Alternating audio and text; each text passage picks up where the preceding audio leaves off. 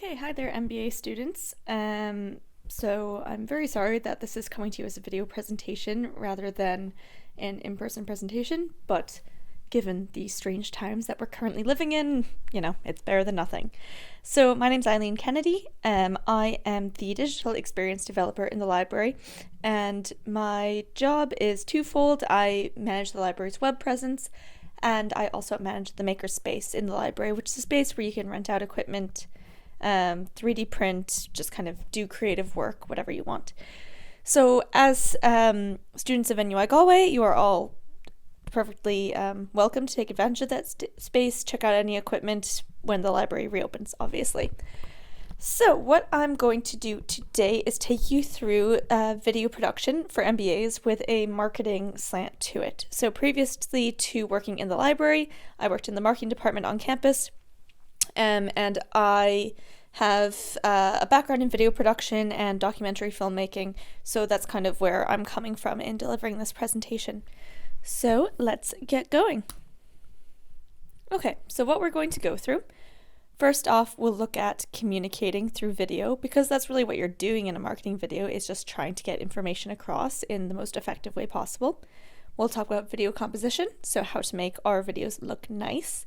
Talk about some audio tips, and I'll give you a little bit of an introduction to editing. This works a little bit better when it's delivered in person, so probably what I'll do is just point you in the direction of some online resources that you can take advantage of. So effective marketing videos, they have to be engaging, so people have to want to watch them. They have to be relevant, either to your brand values or to your product in some way. They have to have a purpose. So by that, I mean that you can't just make a video because your competitor made a video. You have to have a better purpose. You have to know what you're doing. Are you trying to raise brand awareness? Are you trying to make a sale? Also, you need to include a call to action. You have to give people a reason, or you have to give people something to do once they've seen your video. That could be a link to your website. It could just be your logo. It could be a hashtag, something along those lines, just to get that impact across. They can also be either brand focused or product focused, as I mentioned, instructional or educational. So, you might see some explainer videos that relate to a product, that kind of thing. They could be funny or emotional. Funny videos and emotional videos always do quite well online. They can be simple and low budget, and they can be interview style, storytelling style, cinematic, or something completely different. So these are a few video examples that I'm going to just send you the links for. I won't play through them in this actual video, but I recommend you check them out. So this is a Dove commercial. It was from a campaign they did called Like a Girl, which was aimed at empowering younger women to see themselves as capable and having like a girl be a good thing rather than what we would typically think of it as a negative thing. So that didn't talk about their products at all. It was all about their brand, what they stand for, and trying to increase positive sentiment around their brand. This one here is a video for a university in the States. It's definitely product driven. They have the university's name, brand, absolutely everywhere. They show different students. But one thing that's quite cool to take away in this video is something that you can implement in your videos as well, in that one shot transitions really nicely into another. There are a lot of fast cuts. The pacing is very fast, but because one shot kind of matches the style of another, those cuts aren't too jarring and it all knits together really nicely. Also, the music that they chose for this video is extremely effective. Then there are a few NUI Galway examples. I'll provide you with links to these as well. So they're just ways in which you can see that we promoted different kind of researchers' works as a way of marketing. We didn't just make videos that, sell the university by showing the campus, by showing happy students. We actually want to show a bit of impact here. So these are a little bit more effective as marketing videos. Of course, you also have to think of your audience. So for specific audiences, these are effective. If it was something that we were just pushing out maybe to a general group of students who didn't know what they wanted to study, maybe not quite the right style. So before you start doing a video, you need to think, what are you communicating? Who is your audience, and where is your video going to be hosted? So who is your audience? I always look back to NUI Galway style videos. So I'm saying, am I talking to students, to parents, to alumni, guidance counselors, current staff maybe? Who is the audience for this video? What am I communicating? Am I trying to sell a course? Am I trying to let people know about updates about something on campus, maybe an event? And then where is your video going to be hosted? I typically talk about online video marketing, so for the most part, that's going to be Twitter or Facebook. Now, you can do TikTok and Snapchat videos as well, and YouTube, of course, but we're not going to go into those too much right now because Facebook and Twitter tend to be kind of the main ones for online marketing videos. So with Twitter, we only have 280 characters to work with, 2 minutes, 20 seconds maximum for your video. So you want to really keep it brief. You want to encourage people to have a conversation about your video. So in those characters, talk about the video, ask people a question, use those characters as your call to action. And then you can direct people elsewhere to learn more. That's another form of your call to action, and definitely use relevant hashtags. So using hashtags that are related to your topic will make it easier for individuals to actually find your video. Facebook doesn't have a time or character limit, but you do still want to keep it brief. The reason I have a goldfish on these slides is because the attention span for online video right now is 3 seconds. It used to be 5, it's actually going down. And that's because of the newsfeed style. Things are just constantly barraging people. You know, if your video isn't interesting, all they have to do is scroll down and a new one's going to be right in front of them. So you really do want to keep it brief and interesting. Again, encourage that conversation, direct people elsewhere to learn more, so call to action style, and upload directly to Facebook. So don't upload your video to YouTube and then embed it to Facebook. You can definitely upload it to YouTube as well, but when you're going with Facebook, you want to upload that video directly. So the benefit of this is that the Facebook algorithm automatically wants to keep people on Facebook. So YouTube is owned by Google, which is a competitor of Facebook, so they're not exactly going to prioritize content that sits on a competitor's platform. They want to keep people within their own platform, so anything that is directly hosted on Facebook is going to receive more prominence in the newsfeed. This is another video example. It's really simply put together, just an interview, some cutaway shots, and some text. So I'm going to talk to you about essentially how to create a video just like this. So let's move away from that kind of theoretical angle and more into what kind of tools you have and what the composition of your shots should look like. This is a quotation that I really like to start with. It says, "The single most important component of the camera is the 12 inches behind it." So what that means is that it doesn't matter what kind of camera you have, as long as you can put a little bit of creativity into play there, you can make it work. So for the sake of this project, we're just going to be using our phones. Most people have a smartphone. Most smartphones have excellent cameras. There was a film called Unsane by Steven Soderbergh, and it was actually shot entirely on an iPhone, and that was a Hollywood-produced movie. So, you know, iPhone cameras are actually, well, iPhone and Android cameras are actually becoming that much more able to produce really quality videos. So let's get a little introduction to the phone camera here. So you'll see that in the camera, you can control the focus by tapping on different parts of the screen. So the part that you tap on, that's the part that's going to go into focus. You might also notice the exposure adjusting based on the area that you're tapping. What I mean by that is that the brightness and darkness is going to change. So if you hold up your phone camera to, say, a brightly lit window, for example, and you tap on the window on your phone, and then you tap on the wall, you'll see the exposure change and try to adjust itself. Our eyes do this naturally, but cameras have to kind of, think about it and try to make that happen. So if you're filming an individual, you're going to want to tap on that individual's face before you get started to make sure the focus and the exposure are properly adjusted. Next, if you go into the settings, you'll probably see some options for what kind of quality you're going to record in. 1920 by 1080 is full HD. But if you don't have a lot of memory on your phone, you're probably going to want to use 1280 by 720. It's still excellent quality, and especially if you're watching video back on a small screen, you won't notice any difference at all, so that's perfectly fine. Another thing that I like to do is turn the grid lines on. This creates a grid on the screen, and you'll see as we go on how that can be quite useful. Then I just have this picture here, which is a screen grab of the different options available in my phone. So you just have some extra kind of techniques that you can use to get some more creative shots. So slow motion, hyperlapse, this kind of thing. Hyperlapse is essentially just a time lapse, but it will also stabilize your shot. So you can walk with your camera while taking a time lapse. Okay, so I mentioned we were going to want to turn that grid on the camera. This is why. This is a rule called the rule of thirds. It's a really simple, basic composition tip that you can use to just make your shots look kind of nice. So it comes from the golden ratio, which obviously is supposed to be the most aesthetically appealing way to compose your shots. It's how a lot of nature is set up.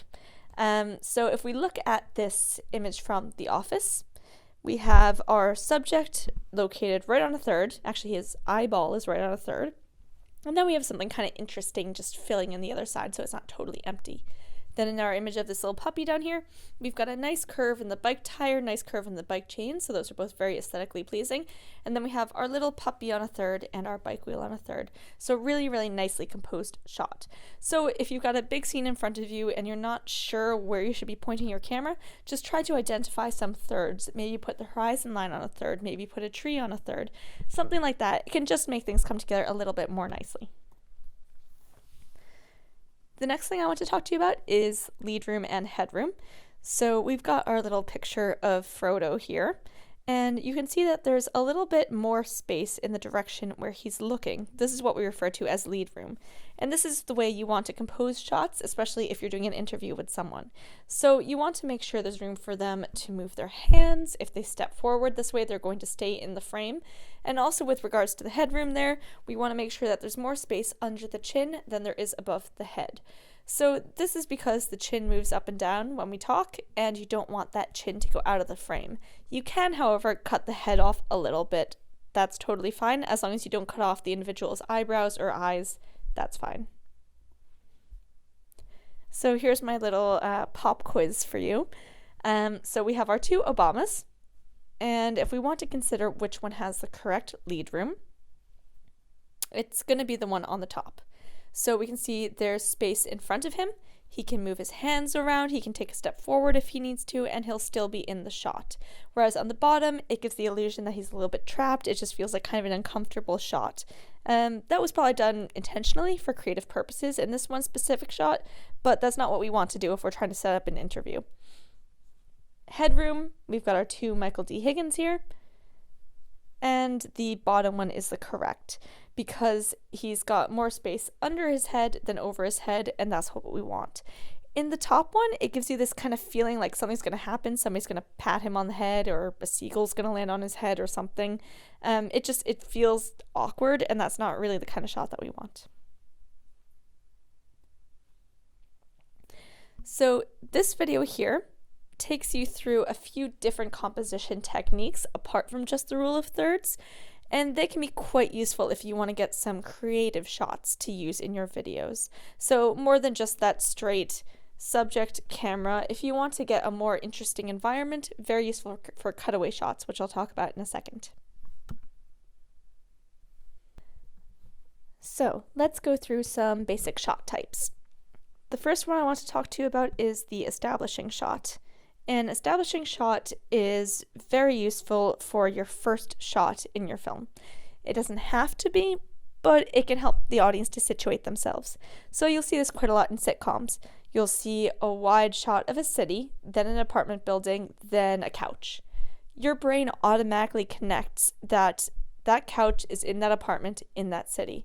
So it just helps the audience know where the story is taking place. This applies to short little marketing videos too. If we want to do a marketing video of research taking place at NUI Galway, it might be useful to start with an image of Galway, then the quad, then the research. You don't necessarily have to do this, but it can be kind of helpful. Another example of where this is done quite well is in Star Wars.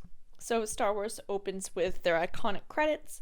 You've usually got a scene somewhere out in space, so we know we're in space. Then you've got a spaceship, then you've got the interior of that spaceship. If they didn't show the spaceship first, you would have no clue where that interior setting was. So having that establishing shot is really helpful. Another type of shot is the long shot. So this is pulled very far back from the scene, and it can be helpful for the audience to figure out where all the items in the scene are before you start going in for close-ups. So in this shot from Forrest Gump, for example, we get a whole lot of information about the story. We get forest, we get a grave, we get a tree. So we know the time of day, we know the time of year, and we know the situation. In addition to that, this is just a really nice shot. The tree is kind of on a third, forest is on a third, the horizon is on a third. You've got some nice lights and darks contrasting with the tree and the sky, so it just looks really pretty. Next shot we have is a medium shot. This is probably the most common type of shot you're going to see used. So this is usually about kind of belly button up on your subjects. It can also kind of be maybe head and shoulders depending on what you're doing. So what we have here in this shot, we've got two people in the medium shot, Jack and Rose, of course. We've got a nice amount of lead room, plenty of space for them to move forward, excellent headroom, and we've got them on a third, and then we've got these nice diagonal lines on the side as well. So it's actually a really lovely shot in general. Next, the close-up. So it's really good to save your close-ups for your most emotional moments. So for example, this one in The Shining, it wouldn't have nearly as much impact if it was a lot farther out. But because it cuts in really fast, it gives us that emotional punch. Say your marketing video is an emotional one. Say you're appealing for donations. You do want to go in for those close-ups. You want the audience to feel like they're connecting to the people who are in the video a little bit more. Another type of shot is the cutaway. So this shot can really be helpful when you're editing and things go wrong because it allows you to cut two pieces of footage together without it being obvious that you've done so. So in this shot, for example, we have our kids holding a book, cut into the book, cut back out to the kids. So what this is going to let us do is say one of the kids messed up a line somewhere and they were acting, you can cut out from where they messed up, show the book, and then cut back into a different take where they got the line right. So it means that you don't have to reshoot the whole scene, or if you notice something in editing that you didn't notice while you were filming, it can just make it that little bit more useful. Also, it makes your shots more interesting. It just creates a little bit of visual diversity, so cutaway shots are definitely good to use. Lighting is also very important to consider. So we can see in our shot here on the left that this guy is backlit. We can't really see who he is, what he's doing. It's also a little bit of a weird shot because it's kind of hips up. So it's not quite a medium shot, not quite a long shot. Kind of strangely composed. He's right in the middle of the frame, which feels a little bit uncomfortable. He looks like he's in witness protection, to be honest. So it would be much better if we just had him turn around, the camera person stood on the other side of him, so that way there was more light falling on his face. In this image of Harrison Ford, we can see it's much better, nice even soft lighting, a little bit of light in the background as well, so that's not in total darkness, just creates a little bit more visual interest. So when you're recording your video, it's always helpful if your shot is nice and steady. Nobody wants to watch shaky, grainy video unless maybe it's supposed to be an action film or something, but for marketing, you don't really want to go that route. So there are a few different techniques you can use to hold your phone steady. One thing that I also really like is using a plug, like you can see here, and just sitting your phone down between the prongs. It kind of creates an instant mini tripod for you. You can also use a selfie stick if you happen to have one. I know they're kind of corny and lame, but they can be helpful for steadying. And another thing you can see here in the corner is a gimbal. So that's basically a tiny steady cam for your phone. And we have one of those available in the makerspace that you can rent. In the makerspace, we also have tripods and mounts for your phones that you can use. So there's kind of a long-lasting debate between mobile phone video producers about what way you're supposed to hold your phone, whether it's supposed to be horizontal or vertical. So horizontal is what I always tell people to do. The reason for that is that that's the shape of your computer, it's the shape of your TV screen, it's just the traditional shape that we expect videos to be in. So if it's going onto YouTube, Facebook, probably Twitter, or when in doubt, that's when you want your horizontal video, just a better way to do it. However, it's kind of hard to record video like that because we all hold our phones vertically, and we have gotten quite used to watching content that's vertical as well. So Instagram, TikTok, Snapchat, these platforms are all going to have vertical content. So if you're creating content specifically for those platforms, go vertical. Otherwise, definitely stick with the horizontal style. Because a lot of videos that we produce will be created as an interview, I just want to take you through the way to set up an interview. So one really important thing to do is to keep the camera eye level with your subject. And that way your subject isn't looking up or down, they're looking right ahead. You want to have your subject speak to the interviewer, not the camera. This is because a lot of us aren't really comfortable talking to cameras or phones. We're much more used to talking to people, so that can feel a lot more natural to us. You want to try not to speak while the subject is speaking, so that can be kind of tough, but if you're planning on cutting out the interviewer's voice, you don't want to have a disembodied coming out of nowhere. So it's much better if you just let the subject speak, and you can even tell them ahead of time that you're not going to be able to talk when they're speaking, so if they make a joke and you don't laugh, don't be offended. Next, have the subject spell his or her name at the start, especially if, like me, you're American and you're interviewing someone with a lovely Irish name. You won't have a clue how to spell it, so just get them to do the hard work for you. And lastly, try to ask open-ended questions and ask the subject to speak in complete sentences. This again comes back to cutting out the interviewer's voice. If the subject answers a question just by saying yes or no, that's not very useful for you.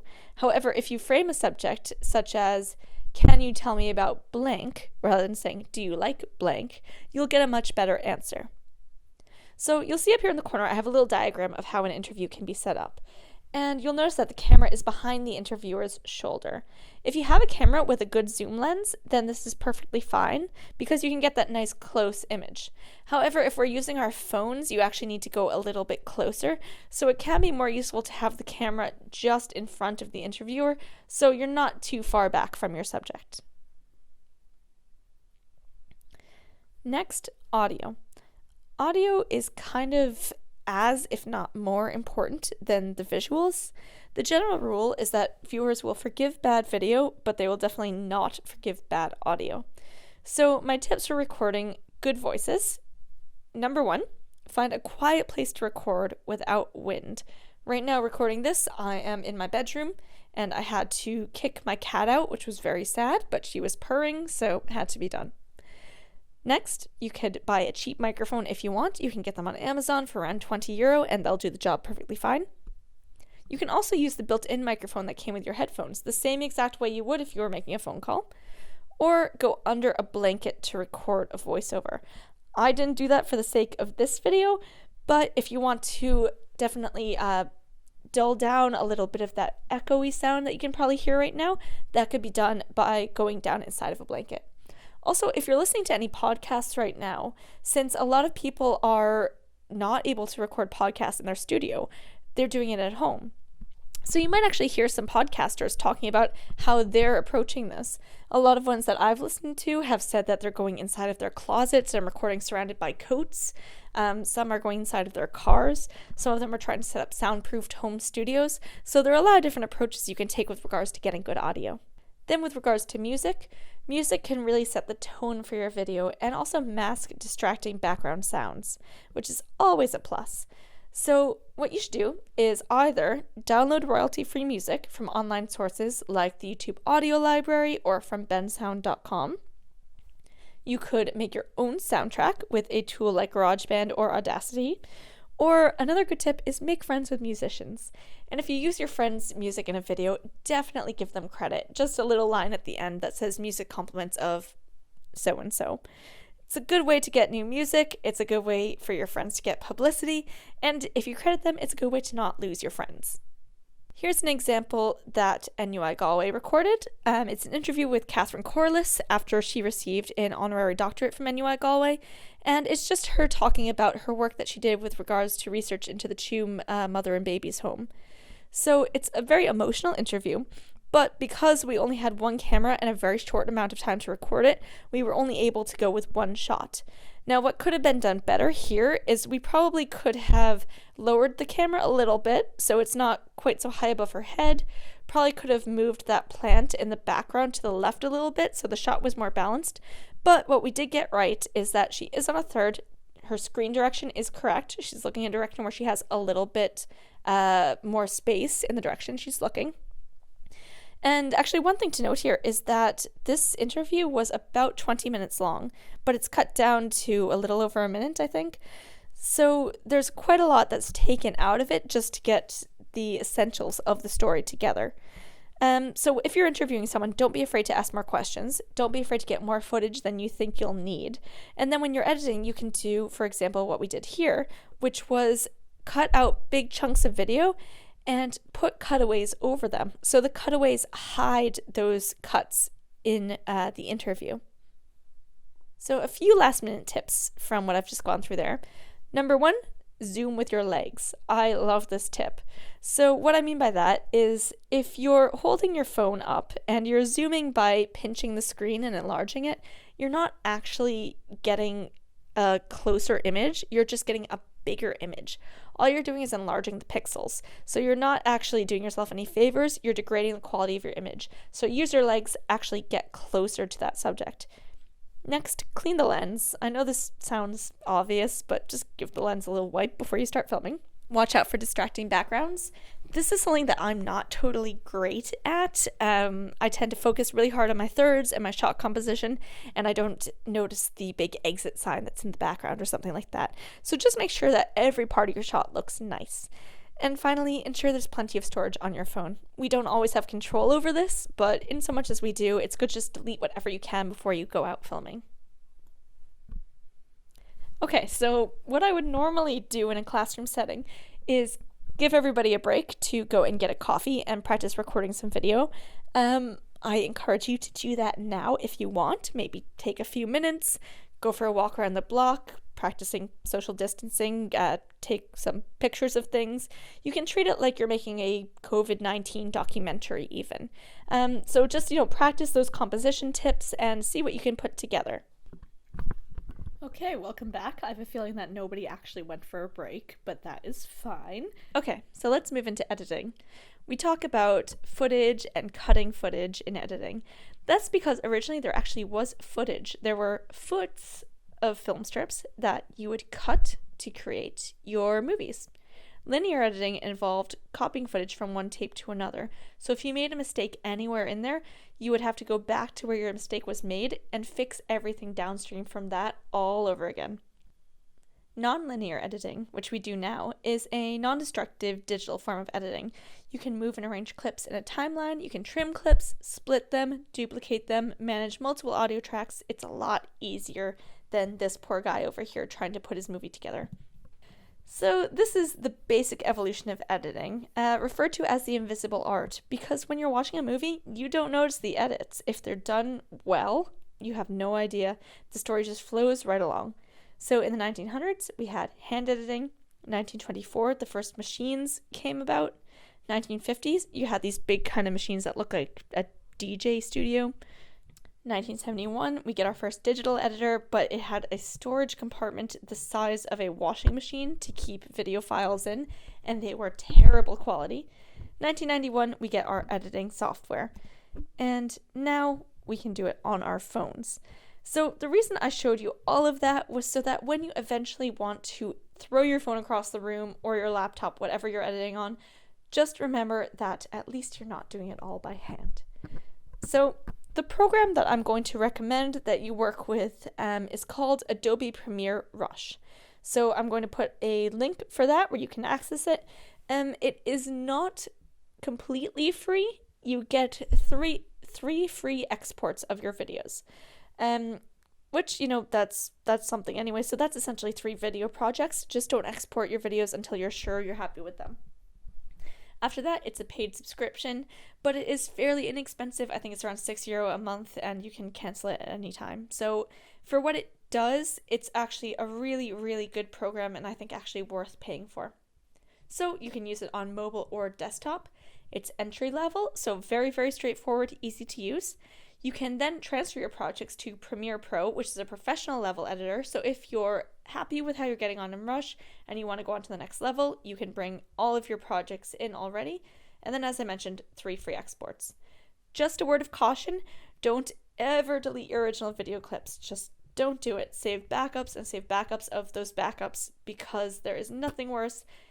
There is nothing worse than getting your video almost done and realizing that you actually deleted the interview before you exported it, so now it's gone. I speak from experience. Just don't do that. Okay, now this is the bit that's a little bit more useful to do in person, but I'll walk you through it and hopefully this goes okay together.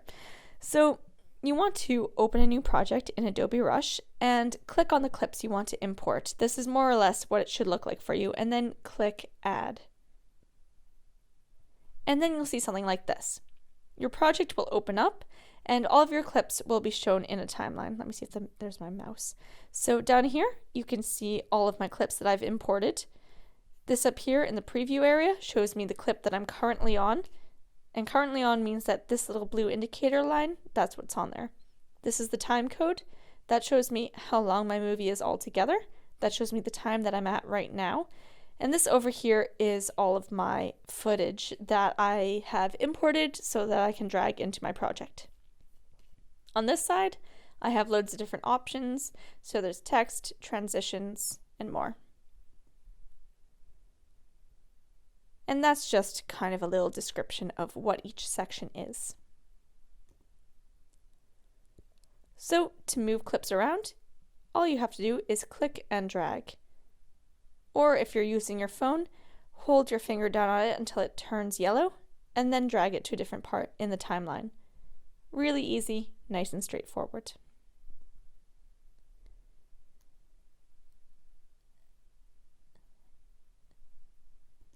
If you want to trim your clips, you just hover over the edge of a clip until this little yellow kind of arrow appears, and then drag in, and you'll see the length of your clip changing based on how far you drag.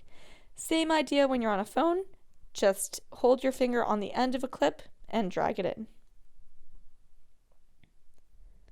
If you want to split a clip, so you have one clip and you want to split it in half and use both halves of it in different areas, you position the blue selector line where you want the clip to split, and then click on the scissors icon. So you'll notice there, my clip has just become 2 clips, and I can drag it out to a different point in the timeline if I want to. So when I play back, 1 clip, another clip, and then the other half of the clip would come up later on. Duplicating, also a very useful trick to know. Click on or tap on the clip that you want to select, and then you click on that little duplicate button there that just looks like a little box. And then it makes a second instance of the clip that you can then click and drag, move around to wherever you want it. Okay, managing audio. This is really important because if we have music, we want to be able to increase the volume of our interview and decrease the volume of the music so you can hear both parts. So you want to click on the waveform. That's going to expand the audio at the bottom so you can see a little graphic indicator of what the audio looks like. And then you can adjust the audio up in the side. You can also mute it if you want. So for example, if you have a clip that's just a cutaway shot and you don't want the audio from that clip, click on mute so that way you won't get anything in the background. Now working with layers, this is probably the biggest benefit of working with Adobe Rush as opposed to other editing programs, is that it makes it so easy to create layers. So what we want to do is just click and drag upwards, and now we've made a new layer. So what the benefit of this is that it allows you to create those cutaway shots really, really easily. And what you want to think of when you're watching this is that you're viewing top down. So whatever the top layer is the one you're going to see. And then as soon as you're done viewing that top layer, you'll see the bottom one again. This makes a little bit more sense when you're doing it yourself.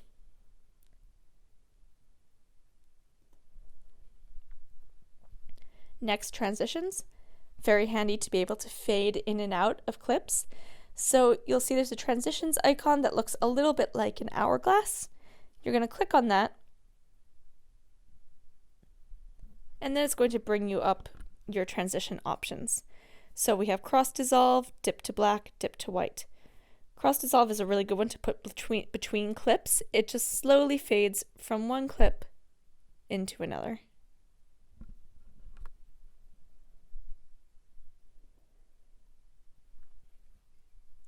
Next, titles. Really useful to add, especially if you need to do maybe an intro or an outro or put your call to action in. So what we're going to do is click on the titles icon, select the type of title that we want,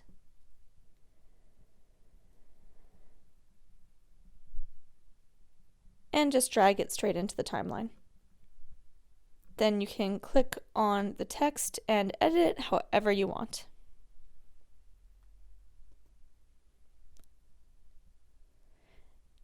Now, when we're all done and happy with our video, we want to export it. So to do that, you click on the share button, give it a name, decide where you want to save it, and then you just click export. I would usually just leave the settings on automatic. That's perfectly fine. Then you wait, and it saves for you.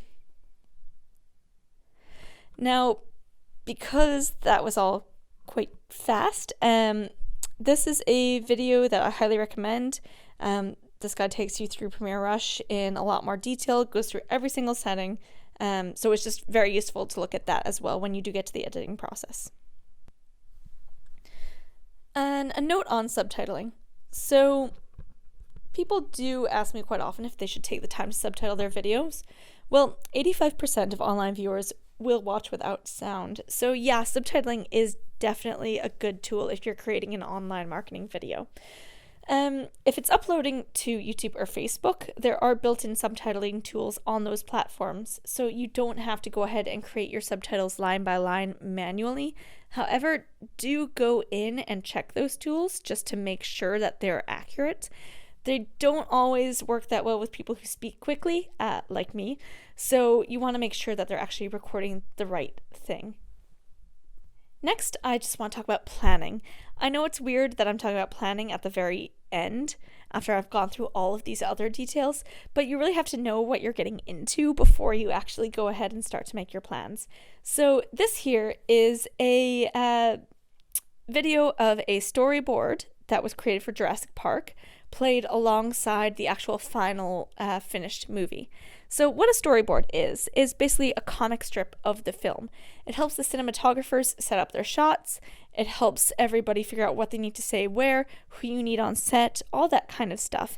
Even if you're doing a really simple video with just one or two crew members, or maybe just yourself and your phone, it can still be really useful to put together the storyboard to make sure you don't forget to get any shots or anything like that. So when you go to make movies, you can definitely borrow equipment from the library. So if you go to the Makerspace website, the address is here, and you click on that book equipment link, you'll see everything that we have available for you to take out. We have some 360-degree cameras. We also have a drone, which has a full HD camera on it. So there are a lot of different tools that you have at your disposal. So here's what I want to leave you with. Always keep your eyes open, keep watching, because whatever you see can inspire you. Look at what other companies are doing, look at what other marketing videos are out there, which ones grab your attention, which ones do you like the most. If you happen to watch a video that comes on before a YouTube thing, so one of those horrible ad videos, which ones do you actually enjoy and which ones are just the worst?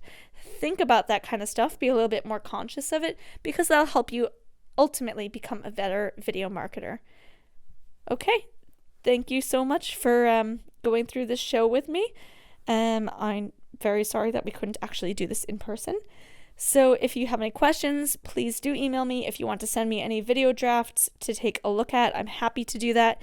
Also, if anything didn't make sense, like I'm happy to have a video chat with you or something like that to go through it in more detail. Best of luck and stay safe.